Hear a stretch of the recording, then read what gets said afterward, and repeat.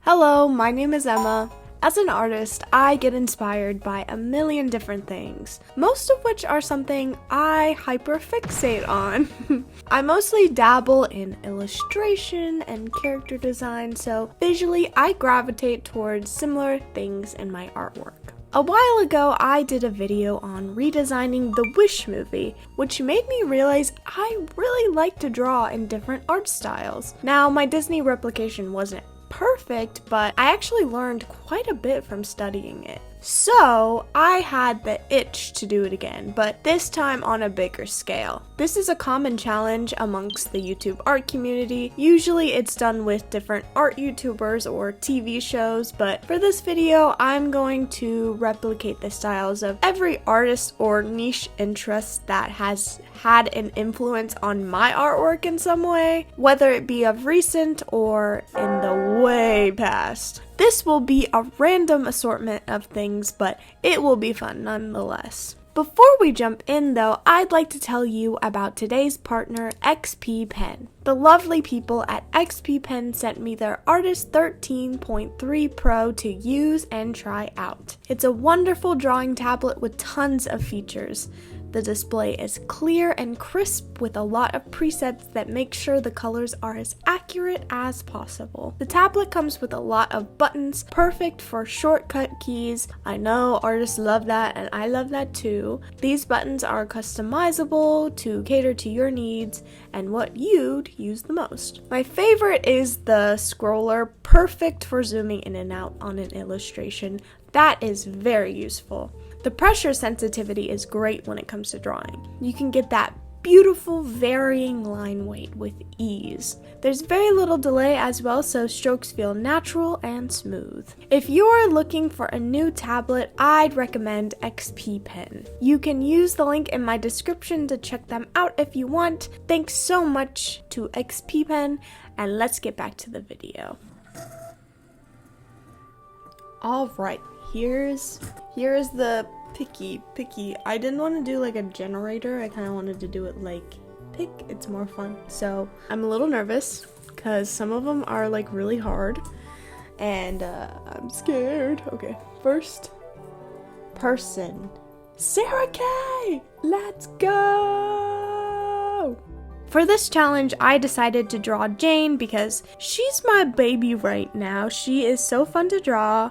I love drawing her. A little rundown of her is that she is from 2006 and is a time traveler with her friends. If you want to know more, watch these videos, but lore doesn't have a lot of significance in this video, so don't worry. Now this is one of my recent inspirations. I found these lovely illustrations on TikTok and I think the first time I saw them, I audibly gasped because they're just so whimsical. I just love it. The silhouettes are wonderful and the fashion mixed with the old tech and furniture, I eat it. Most of Sak K illustrations in the beginning were created by the artist Vivian Kubos. In the early 70s, she worked as a freelance artist to support her family and began creating Sak K for Valentine's and greeting cards. Vivian worked from her home in the harborside suburb of Greenwich, Sydney, and only had her window to look out for inspiration in natural beauty. From what I've seen, she's still working and painting, though she is retired now. I think part of me loves Sak K because it preserves this specific time in fashion with bell bottoms and Tiffany lamps. You can also clearly see the influence of the Edwardian revival in the 70s. It's always so interesting to me when certain things come back in style in time periods that are distant to us. I thought this would be the hardest to replicate, but I didn't have as hard of a time as I thought I would. Going into this, I knew I'd change Jane's clothes or appearance as much as needed to fit in with whatever style I'm drawing. Generally though, I knew I wanted two things to keep if I could with her design, her pigtails and some kind of purple clothing, because I feel like that makes her identifiable. There was an extra challenge as well since Jane is a bit thicker and most of these styles don't include body types like that. Saying that in a totally neutral way, don't get mad at me. I had to figure out how her body type would look in these styles with pretty much no reference, but I think I pulled it off pretty good with this. I think I like it. I think it's good. I think it's fine. Thankfully, Jane already has those baggy pants, so it was helpful in making her look more like herself. In almost every illustration, they hold some kind of flower, so I had to give her up okay. It's so cute. Here she is. This might be my favorite. I need to study this style more. It's so scrumptious. Second pick. Oh, don't blur. Namami! I hope I'm saying that right. Okay, for this artist name, I'm going to say Namami, but Google said Narami, and I feel like that is not correct. So I'm going to say Namami. I'm sorry if that's wrong. Forgive. Namami has been one of those artists I've followed for a long time. Back in peak animation meme times of like 2015 to 2017, I remember being really inspired by her OCs and falling in love with them, and I still love them to this day. She has been viral so many times, but honestly, she's pretty underrated, so go check her out. Recently, she's been posting a lot on TikTok and YouTube Shorts, so lots of things to munch. Her style of recent has a lot of textured line art and dynamic poses that I wanted to replicate. She draws these button noses, which I love, and I've been trying to stylize noses recently, so this was a good little study. I kind of thought this one through of if Namami drew Jane, she'd probably get her pretty close to how she actually looked, so I didn't stray from the original pretty much at all. Sometimes she draws 5 fingers and sometimes she draws 4, so I went back and forth, but 4 seemed to work, so boom. I think this one came out pretty good. I'm a little iffy on some parts, but overall, thumbs up. Yippee! Alright. Third.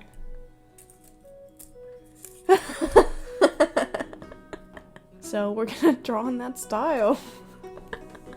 Here we go with the weird ones. Okay. Alright, this one is specific. In the beginning of Shrek, there's the iconic fairy tale toilet paper scene, and the artwork in the book I feel adds so much to the world building of Shrek, as weird as that sounds. This is a classic fairy tale setting with a twist. That's Shrek, and this scene reflects that. Everything modern that is referenced in Shrek is cleverly weaved into this medieval world, so of course books are going to look like this, and the idea of fairy tales weigh heavy in this universe, so a fairy tale would be so normalized to the point of it being toilet reading material. But what the hell am I yapping about? Shut up. What I just explained is a more in-depth reason as to why I like this scene, but in short, I think the art in the book looks cool, so I want to draw it. I mean, I could have just said that, but made it a little more interesting, right? Anyway, so this art style at first glance is simple, but as you start to look at it, you realize that it's more intricate than you'd think. I wanted to do a different pose than just standing, so I went with a sitting pose. Whoa! I also felt the background art added a ton to this style, and it felt empty without it, so I added this shining gold window to the back. I referenced the one princess in that book heavily, so sorry if she looks a little too similar. Unfortunately, there's only 2 characters to go off of for this one, so I did my best. Here she is. Hearts, love her. Alright. Let's fish around for this one. Fourth. Oh, Looney Tunes show.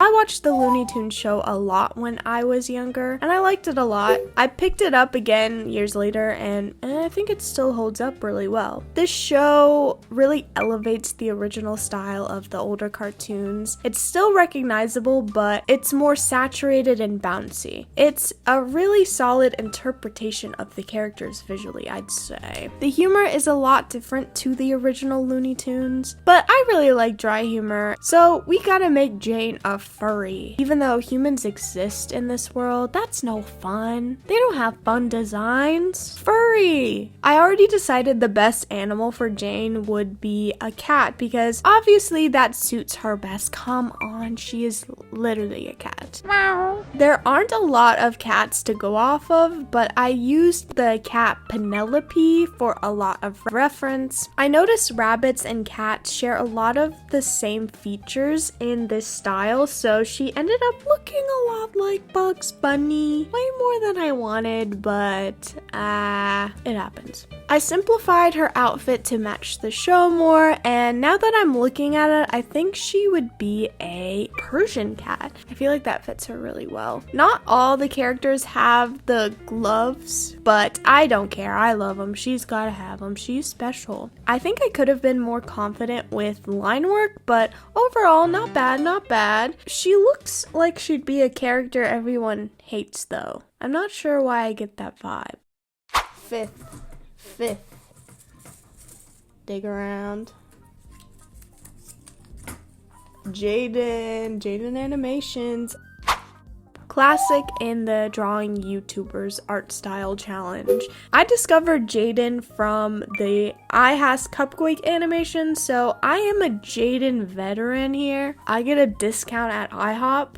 I remember when I was younger, I really looked up to her and I wanted this style so bad. This Tokidoki eye thing had a grip on me, man. I would draw like this all the time. So for nostalgia's sake, I drew her in her older style since I don't watch her that much anymore. She's great, I just don't seek content like this anymore, but I tune in every once in a while. Watching her old videos made me realize how much humor has changed on the internet. It's not bad or cringe, but I just go, wow, that joke would not be made today. Just an observation. I distinctly remember stealing this hand style, this connected finger thing. Yes, I yoinked that for sure. This one was really straightforward. I could have colored more, but I don't know, I felt like a sin. I had to keep it authentic. Here she is. This one was a lot of fun. Brought back a lot of memories while drawing.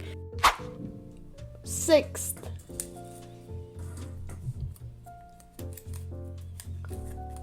Martin Wall's The Walten Files.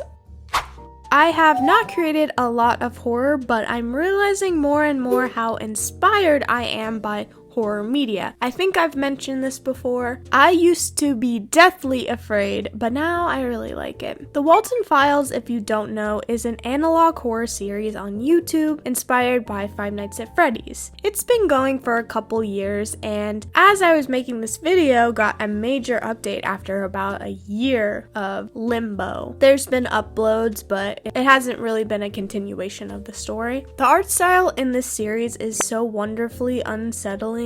The use of the airbrushed black shading and the elongated features is so good. I love that this series uses 2D animation and illustrations instead of 3D models. It really gives a unique spin on this concept. In the most recent installment, animation was used heavily throughout, which I loved. It was so interesting seeing these characters that were basically PNGs moving around and walking around. I was like, ah! I drew this before watching the new installment, so I thought a portrait style would fit best since most of the human characters didn't have a full body reference to go off of until now. I used this drawing of Sophie Walton for reference since most human characters are portrayed by these edited photos of real people, and I found this was the only detailed illustration I could find of a person at the time. To add to the VHS filter, I went into CapCut and used one of their effects. I put a screenshot of what effect it is. I think it really added what it needed to be complete. Here she is. It's hard to draw Jane with a more long face, but I think there was no way to get around it. It's just a staple of the style.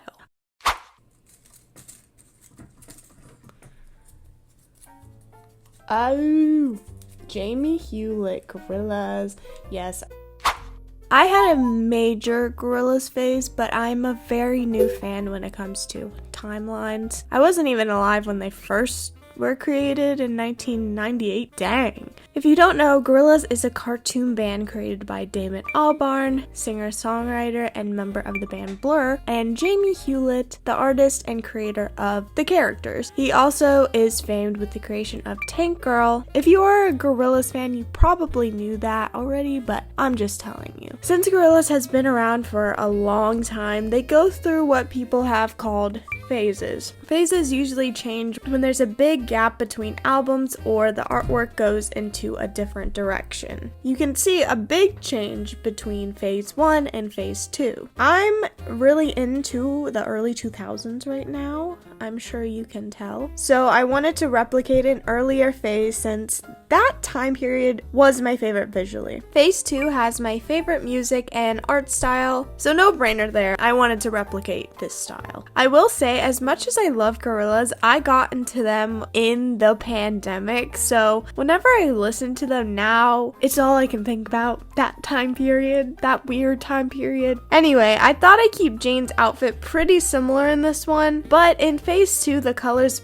were pretty desaturated and grungy, so I felt if you took her in this outfit and inserted her with the rest of the crew, she would look like a Mary Sue Rainbow Dog comparatively. Not saying she is or there's anything wrong with Rainbow Dogs, just that she wouldn't fit, you know? So I took reference from the only girl in the group, Noodle. There was Tootie's girlfriend, but she's only drawn like once, so there's not many women to go off of. That's something I want. I want more characters in the Gorillaz. They should expand the universe instead of just rerunning the same thing over and over again. Gorillaz band members are feeling more like brand mascots than actual characters with lives recently. Is anyone else feeling that? I just wish that they did more with the story. Maybe one day we'll actually get the movie. Scott Pilgrim got a show. It could happen, right? Anything could happen. I darkened her color palette a lot. Her hairstyle really fit with the way that Jamie drew hair, so I was happy with that. I gave her a skirt because I thought it would look better than pants. I think I replicated it pretty well. Maybe this will be one of those things where I look back later and hate it, but right now, I like it.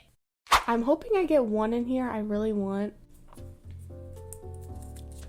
Oh, this is the one I wanted. Oh, I swear I did not rig this. Oh my god. This is another weird one. Facade is a game created in 2005. It used AI to let the player type and talk to a failing couple in their apartment. The goal is to try and help them save their marriage. This game interests me for a lot of reasons. Personally, I see it as a psychological horror. I don't think it was meant to be seen as that. I don't think that was its intention when created, but there's so many eerie things about it that is just so good. I love when things are unintentionally creepy. I don't know, it's very interesting. You are greeted by these two people who live in this secluded apartment. They don't even have people around them in the building. It's just an elevator that leads to their door. Tensions are always high between Grace and Trip, which is obviously uncomfortable for the player. There's pretty much no point in the game when they're not fighting. If you look out the window, there's only a low quality image of a city. The apartment is dark and empty. Most of the time, you'll get a bad ending, since there's only one good ending. When you get kicked out by Trip, the game ends. Starting it up resets the whole thing again, and you play from square one. Trip and Grace reliving the same thing over and over again, fighting over the same things. Don't even get me started on the soundtrack.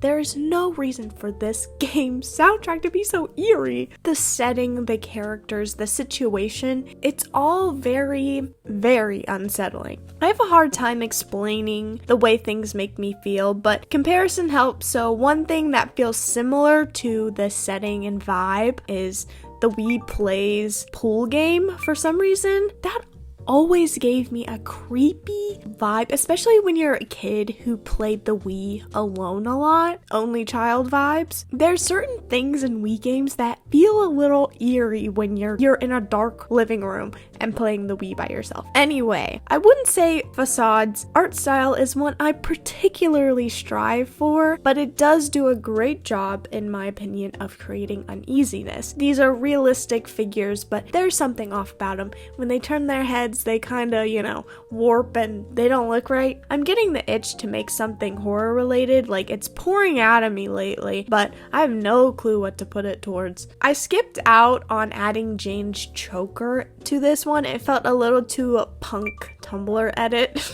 I honestly didn't know if I'd add her pigtails without it looking weird or too much. In the end, I think it's okay. This game was supposed to have a sequel called The Party, but that obviously got scrapped, and I think that's another reason I find this so interesting is because it's basically abandoned, but people still pick it up on YouTube. Like every year or so, somebody plays it. Poop. What? I said poop. What a lovely little game. Let's do this one since it's sticking out. This is the 9th. Lauren Fast! Another old inspiration for me. Come on, I was an MLP kid. Of course I love Lauren Faust. I went back and forth with this one. Faust has a lot of work under her belt, MLP being one of the most prominent, but I felt I'd done enough MLP at the moment, so I turned to her passion project. I believe this was the concept Faust was working on before being picked up for My Little Pony. These characters are so dynamic and fun. I love them so much. So Jane had to be in this style. I didn't see this one as Jane being another galaxy girl since there's only so much you can do, and most of the girls have already been named after planets or stars or parts of the galaxy. So she's just a girl. I'm just a girl.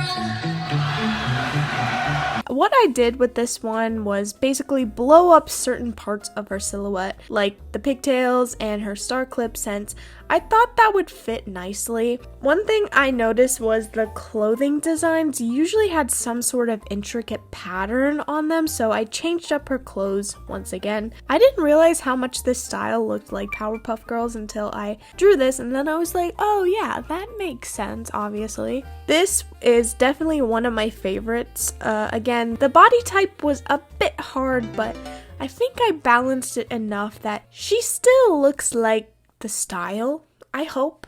Final one. Okay, well, here we go. Linedecker. Yeah, this one's gonna be challenging.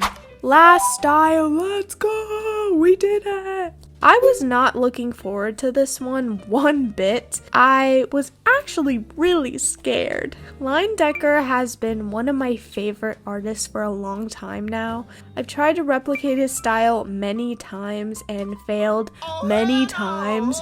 So I needed this one to be a very small area to work with so I could focus all my efforts into making a smaller portion look as accurate as possible. Because faces are one thing, but clothing is a whole nother ballpark when it comes to JC Linedecker. I mean, have you seen the way this man rendered clothing?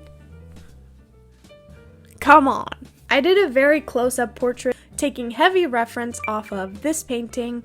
I don't think it's that great, but it's definitely better than my past attempt, so a W in my book. If you've never looked into JC Linedecker, I really recommend his artwork. Some of the most well-crafted interpretations of the human form I've ever seen. His paintings are so shiny and warm, and the way he rendered makes me so envious. I wish I could do that. Linedecker was a gay man, so he drew a lot of beautiful men. The women he painted were beautiful as well, but they didn't always hold the spotlight and could be kind of goofy, which is a nice thing to see from this time period. I changed Jane's hair significantly because I believe Linedecker was prominent in the 1900s and the 20s, so there was no way I could make her punk style hair look correct. I think the this one turned out It's not really ending with a bang vibes, but overall, good enough. The hair needs work for sure, but what are you gonna do? I'm not a perfect person. I have flaws. I hope you've enjoyed this video. I had a lot of fun with this, and this was sort of therapeutic. It was nice to just indulge. If you like this video, let me know. If you'd like another part, I'd be up to it. Maybe I'd do a different character. Thank you for watching, everyone. Thank you for your continued support. It means the world to me. And if you would, please like,